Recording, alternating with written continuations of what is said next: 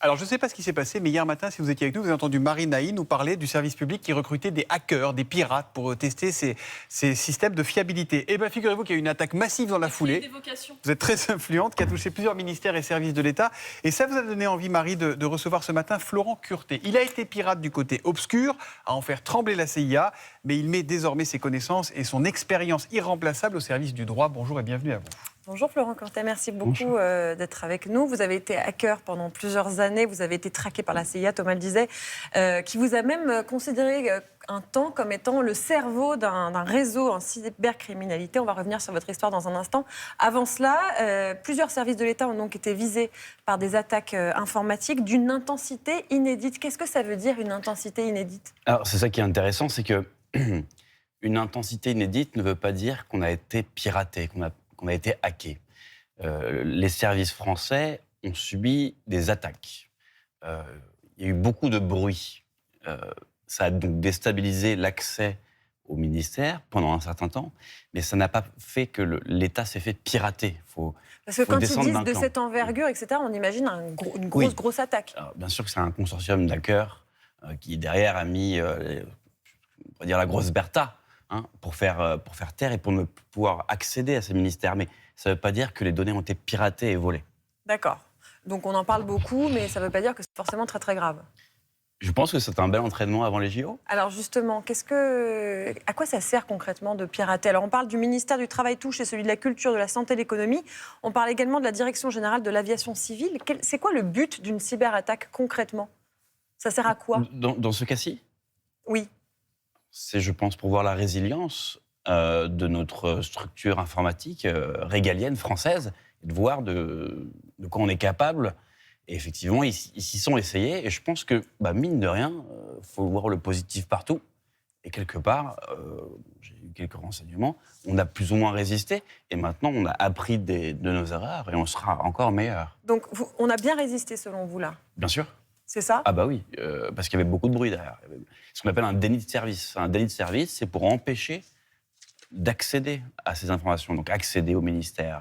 Donc ça a peut-être dû troubler certains services, mais on a réussi à endiguer. Je salue l'ANSSI et les autres services de sécurité de la France. On a réussi à bloquer quand même ces hackers, à limiter la casse. Vous travaillez pour eux aujourd'hui ? Pour qui ? Vous êtes consultant pour justement ceux qui luttent contre la cybercriminalité. Bien sûr, oui. Alors qu'est-ce que vous leur dites, par exemple, dans ce genre d'attaque ? C'est quoi votre travail aujourd'hui ? Le problème, c'est que on est là sur un scénario d'une attaque, d'une ampleur inédite. Donc, j'ai pas vraiment de recommandations à ce niveau-là. Ils sont bien meilleurs que moi, ceux qui sont en place dans les ministères ou dans les services. Mais ce qui est super intéressant, c'est qu'on a ce qu'on appelle les modus operandi. On voit comment ils peuvent nous attaquer et grâce à cela, on incrémente notre sécurité. Alors vous avez été pirate du web, comme on dit, pirate d'informatique, arrêté quand vous aviez 18 ans. Qu'est-ce que vous voliez ? Vous détourniez des cartes bancaires ? Oui, bon, c'était une petite... c'était une aparté, ça fait maintenant 15-20 ans. D'ailleurs, M. Soto était la première personne à m'avoir interviewé. Je suis très content d'être ici. Mais non, mais voilà, c'était une erreur de jeunesse, mais que j'ai réussi à convertir ça en... Alors justement, ouais. Comment vous avez changé ? Qu'est-ce qui vous a donné envie de travailler pour le... C'est lors de mon arrestation où les gens qui m'ont arrêté, ils avaient 10 ans ou 15 ans de plus que moi, mais on avait la même ADN, la passion de l'informatique. Donc vous vous êtes dit, je vais travailler pour les gentils. Oui, parce que dans les années 2000, il n'y avait pas de cursus en cybersécurité. Et effectivement, les seuls professionnels que j'ai pu rencontrer, c'est ceux qui m'ont arrêté. Donc, effectivement, ça a fait un déclic. Et preuve étant que la personne qui m'a arrêté en 2007, Pierre Penalba, je pense à toi, il m'avait dit, avant qu'on se quitte, il m'avait dit fais des études et on retravaillera ensemble. Quelle magie, le fait qu'aujourd'hui, on est associés et que, je ne dirais pas plus, mais une série sera bientôt sur une plateforme connue. Vous avez fait de la prison après votre arrestation ? Combien de temps ? Quelques jours. Quelques jours, mais vous avez été condamné avec sursis. Absolument. Alors, vous en parliez tout à l'heure, les Jeux Olympiques 2024, c'est dans 136 jours exactement. On en parle beaucoup. Les services de sécurité craignent une cyberattaque d'une grande ampleur, d'une grande envergure. C'est ce que vous craignez aussi ? bien sûr, vous savez, on est dans une... Il y a 2 catégories de conflits actuellement.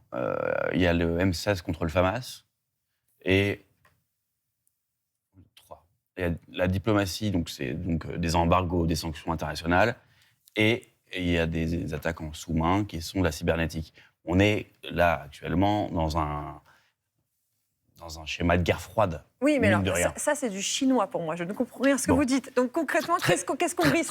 Très simplement, il y a ce qu'on voit à la télé avec des gens qui sont dans les tranchées, ce qui est abominable, mais il ne faut pas oublier qu'en sous-main, il y a des attaques, et il y a une guerre cybernétique qui ne dit pas son nom, et qui est croissante. Je ne peux pas faire trop peur, mais qui est croissante et qui existera longtemps. Et c'est pour ça que ce genre d'attaque de ces pirates, avec une certaine coloration rouge, si je puis dire. Ça veut dire grave? Rouge, on pourrait peut-être plutôt faire penser ça au bloc de l'Ouest et le bloc de l'Est. D'accord. Voilà. Et Bon. alors, est-ce qu'on est prêts, nous, concrètement? Oui. Ok. Oui. Et surtout s'ils nous donnent la chance de nous entraîner avant. Voilà, c'est ça. En fait, Bah c'est ouais. presque une répétition générale, finalement, Mais bien avant sûr, les Jeux Olympiques. bien sûr. C'est Bon. un formidable entraînement. Merci beaucoup, Florent Curtet. Je rappelle que vous avez écrit un livre, Hack-moi si tu peux, aux éditions du Cherche Midi en librairie. Merci beaucoup. Merci à vous. Merci d'être venu nous voir. On va vous faire contrôler nos téléphones, nos ordinateurs. Quand même, avant que vous Alors, partiez. j'ai tout piqué. Hein. Ah ouais, tout a été aspiré déjà. Merci à vous.